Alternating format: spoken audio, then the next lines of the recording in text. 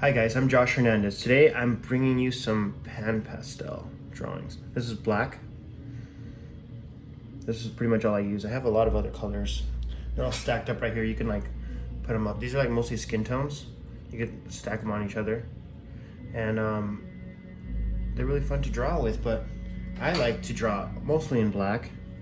Most of my artwork is black and white. Sometimes I do dip into those skin tones, but I'm only going to be using this for the entire drawing. So I started using this a few years back when I saw some of my favorite artists kind of use it as a backdrop for their charcoal drawings, and I was like, I need that, whatever that is. And now when I use it in my drawings, especially on TikTok, people are asking me all the time, every single day, many times a day, what I'm using. So what I'm using here is just this black pan pastel and a soft palette knife, which comes with these foam tips, so you could dip into the pan pastel. They're made to actually just for pan pastel. That's what they're intentionally made for. And so today I'm just going to make a drawing, a portrait drawing. I'll link the photo, the reference image at the bottom, right below, in the description. And I'm going to be using only this, nothing else. No eraser, no blending stump, no charcoal, no compressed charcoal, no willow charcoal, nothing but just pan pastel. I might make it into a series. I don't know. Let me know what you guys think. If I should make it into a series of just one item for a drawing. But let's get right into it. So I'm going to start off. This is an 11 by 14 Strathmore drawing paper. I think it's about 80 pound, probably, maybe 90. I think 80 though. Okay, I'm gonna go across. I see the eye line is like kind of tilted this way, so I'm just gonna do that. And I'm not gonna pay too much attention to the details yet. I think the face is slightly tilted this way, and then there's like, comes in a little bit for the jaw and all that. But, and the head shaped like this a little bit. I'm gonna try to be quick with this, not too detailed, but.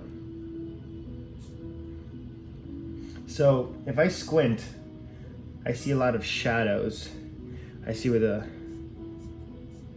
shadow at the bottom of the nose is there, and then kind of where the mouth sits right in here, about, not exactly, but I could always change it up.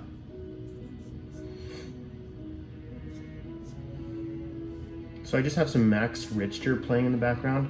Hopefully YouTube doesn't take it down. I'll see how it goes. Copyright infringement or something on Spotify, but hopefully that does not happen. I just didn't want it to be too boring and quiet in here. So I'm just adding tone as I go, making sure I get all of the shadow areas kind of blocked in. And at the same time, I'm trying to add tone in the non-shadow areas, because the lightest part of the drawing, which are these highlights like on the nose, under the eyelid right here, those parts of the drawing are still relatively dark-ish, because they're just like light grays, it looks like almost. But so I'm going to keep blocking in these shadows.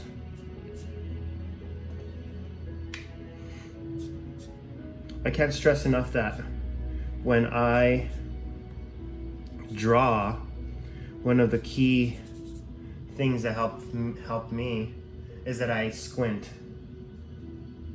I squint to remove all the details from distracting me, because you can be distracted by details very easily.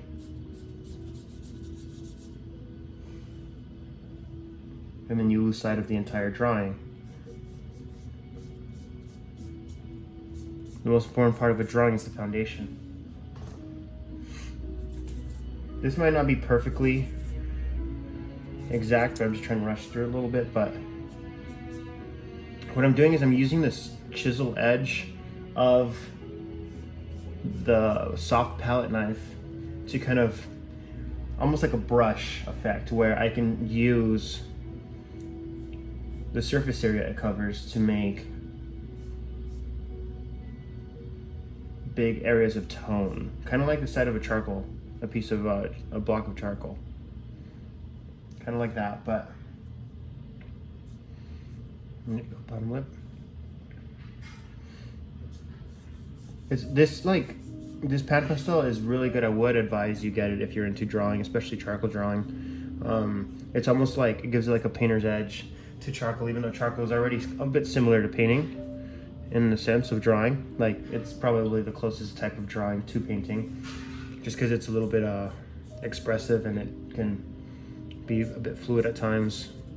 Not actually fluid, but technique wise. And so just gonna keep adding to this. But I like the pastel because it's not like other pastel. It's really even. It's soft. It doesn't blend off too easily. It sticks on the page. It gives it a beautiful, perfect foundation for any further drawing. And even you could even like use it fundamentally for the entire drawing. I mean, I'm not sure I would advise that. I mean, I do that sometimes, but I always end up adding a little bit of like compressed in there, or sometimes willow charcoal in there, and drawings with pan pastel. But that's just my personal preference. You can do as you like.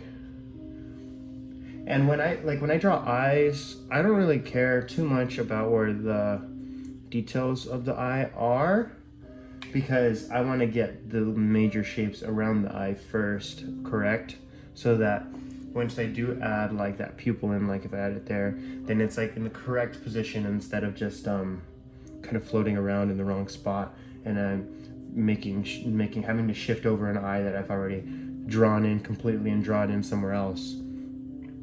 It's not always perfect still, but it helps me get a better, more accurate guess on where everything is.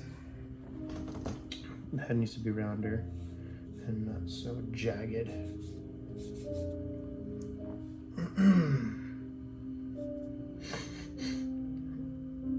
But this is definitely a more low-key drawing, not a high-key drawing, so I'm trying to get those deep, dark colors in there. And still squinting, I see that this blends in a lot more with the mouth when I squint here. So I'm gonna make sure to darken that area.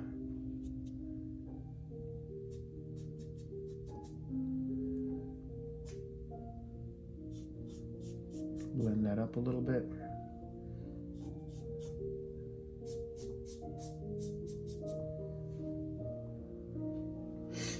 Oh man, I wish I could use an eraser. That would really, really make it a lot easier to add these highlights and not focus on just darkening the areas around where I've already drawn to make the illusion of highlights. But that's the fun part of the challenge, you know? It's starting to read pretty well, I think. It's starting to read similar to the reference. Maybe not exactly, but good for the amount of time that we've been working on this. So I would advise you, maybe you can try it with the same reference, but go ahead and choose your own references. It's really fun to explore with different skin tones, different ethnicities, different angles of the face, and different lighting and all that. You can get some really cool stuff. But I think I'm about finished with this experiment, this little lesson. Let me know what you guys think. Let me know if you have any questions, comment them below. I'll try my best to get to them. And let me know what material I should use for the next one material drawing. So this is what I got. Thanks for hanging out. Thanks for listening to me rant. You guys are the best. Have a great day.